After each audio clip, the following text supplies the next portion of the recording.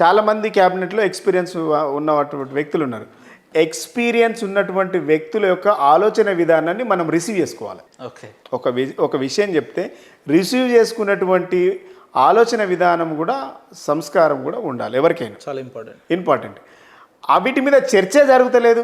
6 గ్యారంటీలు అన్నారు. For example 6 గ్యారంటీలు 100 రోజులు అన్నారు. 6 గ్యారంటీలల్లా మీరు అమలు చేసినామని గట్టిగా చెప్పుకున్నటువంటి సబ్జెక్ట్ ఏది? ఉచిత బస్సు. ఉచిత బస్సులల్లో దాదాపుగా 2300 నుంచి 2500 బస్సులు ఆపేసిండ్రు. ఇలా బస్సులు నడుస్తలేవు. రిమోట్ ఏజెన్సీ ప్రాంతాలకు, కొన్ని చివర మారుమూల ప్రాంతాలకు బస్సులే పోతలేవు. ఈ ఉచిత బస్సు వల్ల ఏమైందంటే చీటికి మాటికి ఎక్కి టైంపాస్ చేస్తున్నటువంటి అపవాదు కూడా ఉంది. నేను అనట్లేదు, జనాలే అంటున్నారు.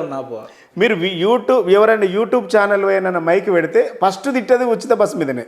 ఎవడు పెట్టమని తిడతారు. మీరు సక్సెస్ అయిందని మీరు అనుకుంటుండ్రు, ప్రజలే ఫెయిల్ అయింది. ఇది ఎవడు పెట్టమని ప్రజలు అంటుండ్రు, మీరు అక్కడ ఫెయిల్ అయినరు. రెండవది 2500 రూపాయలు ప్రతి నెల మహాలక్ష్మి ఖాతా కింద ఇస్తామని చెప్పి 14 నెలలు అయింది. ఒక్క మహాలక్ష్మి అక్క చెల్లె తల్లికి ఇప్పటి వరకు ఒక్కరికన్నా 2500 రూపాయలు పడ్డాయా అని అడుగుతా ఉన్నాం. కోటీశ్వర్లను చేస్తామని చెప్పిండు అక్క చెల్లెన్న. ఎంతమందిని చేసిండు? అక్కడ ఫెయిల్ అంటున్నారన్న. ఈ 5 ఏళ్ల కాలంలో మేము ఇచ్చిన ఇది 100 రోజుల ప్రోగ్రామ్. నేను చెప్పేది 100 రోజులు. ఆ లెక్కన చూసుకుంటే గతంలో కేసీఆర్ గారు కూడా దళితులకు 3 ఎకరాల భూమి ఇస్తా అన్నాడు, గిరిజనులకు ఇస్తా అన్నాడు, లేదంటే దళితుల్ని ముఖ్యమంత్రి అంటే అనేకమైన హామీలు ఇచ్చి మేము 7,500 చిల్లర ఎకరాల భూమి పంచి గుర్తుపెట్టుకోండి. 7,500 చిల్లర ఎకరాలకు భూమి పంచినాం మేము. ఆ రోజు తెలంగాణ రాష్ట్రం రావడానికి ముందు 1,00,000 నుంచి 3 లక్షలకు మాత్రమే ఎకరం భూమి ఉండేది. తెలంగాణ రాష్ట్రం వచ్చిన తర్వాత మేము ఈ స్కీమ్ లాంచ్ అయ్యే నాటికి ఒక ఎకరా భూమి 15 లక్షల నుంచి 20-30 లక్షల దాకా పెరిగింది. మేము దిగిపోయే నాటికి 3 లక్షలు ఉన్నటువంటి ఎకరం భూమి విలువ 30 లక్షలకు ఎకరా భూమి విలువ పెరిగిపోయింది. ఎన్ని అంతలు పెరిగింది? అది బీఆర్ఎస్ గొప్పతనం అంటారా? 100% కేసీఆర్ గొప్పతనం. అది కేసీఆర్ గారు సంపద సృష్టించిండు, ఆర్థిక పరిపుష్టిని పెంచిండు. ఒకప్పుడు ఎకరం భూమి అమ్ముకొని అప్పు కట్టుకునేటువంటి పరిస్థితి నుంచి ఎకరం భూమి ఉంటే చాలు, నేను ఈ సమాజంలో నాంత గొప్పవాడు ఎవరు లేరనేటువంటి ఒక గొప్ప నమ్మకాన్ని, భరోసాని బీఆర్ఎస్ ప్రభుత్వం కల్పించింది కదా. ఇలా మీరే అంటుండ్రు. మీరు వచ్చినటువంటి 14 నెలల్లో నాకు అన్నిటికంటే గొప్పగా తెలిసినటువంటి సబ్జెక్ట్ ఏదైనా ఉంది అని అంటే రియల్ ఎస్టేట్ రంగమే అని చెప్పింది. రియల్ ఎస్టేట్ రంగాన్ని నేను అద్భుతంగా తీర్చిదిద్దుతా, నాకు ఆ రియల్ ఎస్టేట్ రంగంలో నాకున్నంత అనుభవం ఎవరికి లేదని చెప్పిండ్రు. ఇలా మేము అడుగుతున్నాం, 14 నెలల్లో రియల్ ఎస్టేట్ రంగం పెరిగిందా తగ్గిందా? 30% నుంచి 40% రియల్ ఎస్టేట్ రంగం పడిపోయింది. దానికి అసలు ఇప్పుడు లావాదేవీలు నడుస్తున్నాయా? అసలు కొనేటోళ్ళు కొంటుండ్రా, అమ్ముతుండ్రా, జరిగిందా? రిజిస్ట్రేషన్స్ అండ్ స్టాంప్స్ శాఖలో మా హయాంలో దాని ఇనకం 13 నుంచి 14,000 కోట్లు వచ్చేది. ఇలా 5,000 కోట్లకు పడిపోయింది. 5,000 కోట్లు మాత్రమే వస్తుంది వీళ్ళకి స్టాంప్స్ అండ్ రిజిస్ట్రేషన్లో. ఎందుకు వస్తుంది మరి? రిజిస్ట్రేషన్లు ఎందుకు తగ్గినాయి? 5,821 కోట్లు మాత్రమే గత నెల వీళ్ళకు వచ్చినటువంటి ఇన్కమ్ జనరేట్ అయింది. వీళ్ళు ప్రభుత్వం మొన్న బడ్జెట్ పెట్టేటప్పుడు ఏం చేసిండ్రు? 18,000 కోట్ల ఇన్కమ్ రావడానికి ప్రతిపాదనలు పెట్టుకుంది. 18,000 కోట్లు సంపాదించుకోవడానికి ప్రతిపాదనలు పెట్టుకుంది ఈ ప్రభుత్వం. కానీ గత నెలలో వచ్చినటువంటి ఇన్కమ్ ఎంత అంటే 8,500 కోట్ల మాత్రమే. 5,800 కోట్ల మాత్రమే ఇలా దానికి ఇన్కమ్ రాబడి వస్తున్నట్టు. అంటే ప్రభుత్వము ముందటికి పోతుందా వెనుకకు పోతుందా? రైతు రుణమాఫీ అన్నారు, ఏమైంది? ఎంతమందికి ఇచ్చిండ్రు? రైతు భరోసా రాగానే 2 లక్షల రూపాయలు ఇస్తామన్నారు. కేసీఆర్ గారు చేయని రుణమాఫీ మేము కేవలం సంవత్సర కాలంలోనే చేసినాం. ఎవరికి చేసింది? నేనేమంటున్నా, 2,000 రూపాయల పింఛన్ ఇస్తామని చెప్పిండు. 2,000 పింఛన్ మేము ఇస్తే 2,000 కాదు 4,000 ఇస్తామని చెప్పిండ్రు. 4,000 పింఛన్ ఇయ్యలేదు. 4,000 పింఛన్ ఇయ్యలేదు. 4,000 రూపాయల పింఛన్ ₹1 కూడా ఇయ్యాలి. 2,000 రూపాయలు ఇచ్చేటువంటి పింఛను 2 నెలల పింఛన్ ఆపిండ్రు. ఆ 2,000 రూపాయల పింఛను 2 నెలల పింఛన్ పైసలు వచ్చేటి అని ఇటు డైవర్ట్ చేసిండ్రు. ఫీజు రియంబర్స్మెంట్ కట్టాల్సినటువంటి డబ్బులు ఆ 1000 కోట్లు ఉంటే ఇటు డైవర్ట్ చేసిండ్రు. ఈ రైతు భరోసాకి ఇవ్వాల్సినటువంటి 1000 కోట్ల రూపాయలని ఇటు డైవర్ట్ చేసిండ్రు.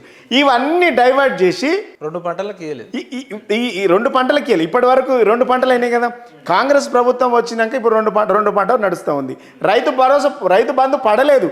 ఆ డబ్బులన్నీ తీసి డైవర్ట్ చేసి ఈ 10,000 కోట్లు అటు డైవర్ట్ చేసేసి ఎవరు అవునన్నా ముఖ్యమంత్రి గారు ఏం చేయలేదు. ఈ ప్రభుత్వం Rythu Bandhu pension fee reimbursement ఇవన్నిటికి సంబంధించినట్టు అదేంది కళ్యాణ లక్ష్మి, షాది ముబారకు, దాంతోపాటు కేసీఆర్ కిట్టు, న్యూట్రిషన్, ఈ డబ్బులకు పెట్టాల్సినటువంటి అన్ని ఆపేసి ఇవన్నీ పెట్టేసి పింఛన్లతో సహా ఇవన్నీ ఆపేసి ఈ డైవర్ట్ అంతా ఈ డబ్బులు అయితే డైవర్ట్ చేసిరంటే మొత్తానికి రుణమాఫీకి డైవర్ట్ చేసిండ్రు.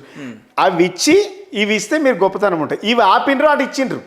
ఇలా కేసీఆర్ గారితో పోల్చుకున్నటువంటి మేము 30,000 రాష్ట్రంలో ఉన్న అన్ని వర్గాల కంటే రైతులకే ఎక్కువ ప్రాధాన్యత. నేనేమంటున్నా, మా హయాంలో 79,000 కోట్ల రూపాయలు రైతు భరోసాకి రైతు బంధు కింద మేము ఇచ్చినాం. 79,000 కోట్లు, దాదాపుగా 1,00,000 కోట్లకు పైగా రైతు బంధు, రైతు బీమా కింద 1,00,000 కోట్లు రైతుల మీద ఖర్చు పెట్టినాం మేము. కేవలం సంక్షేమం మీద 2,80,000 కోట్లు సంక్షేమం కింద ఖర్చు పెట్టినాం మేము. సరే, మీరు రైతులకు అర్థమైందా?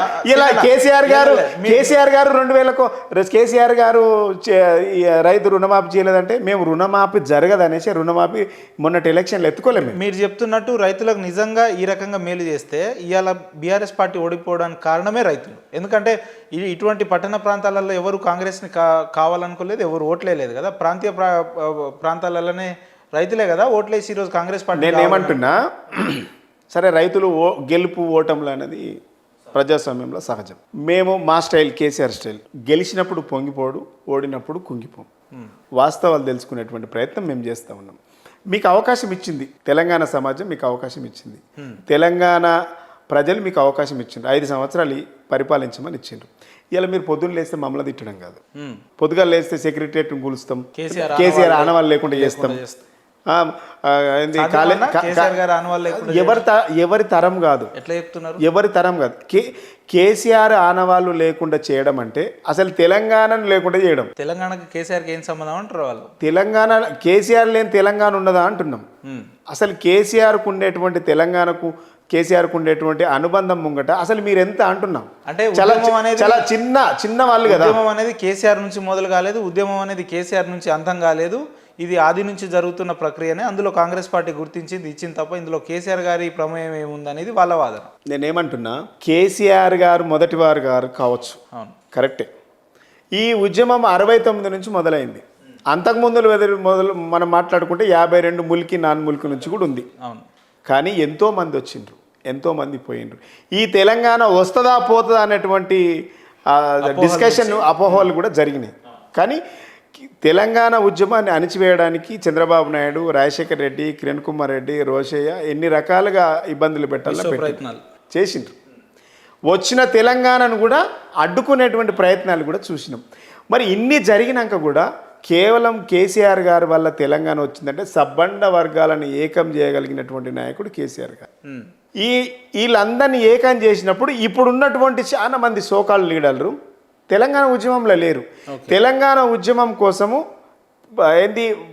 వాళ్ళ పదవులను తృణప్రాయంగా గడ్డిపోస వాళ్ళే త్యాగం చేసి ప్రజలలోకి వెళ్ళి కొట్లాడినటువంటి చరిత్ర ఇలా బీఆర్ఎస్ పార్టీ నాయకత్వానికి ఉంది.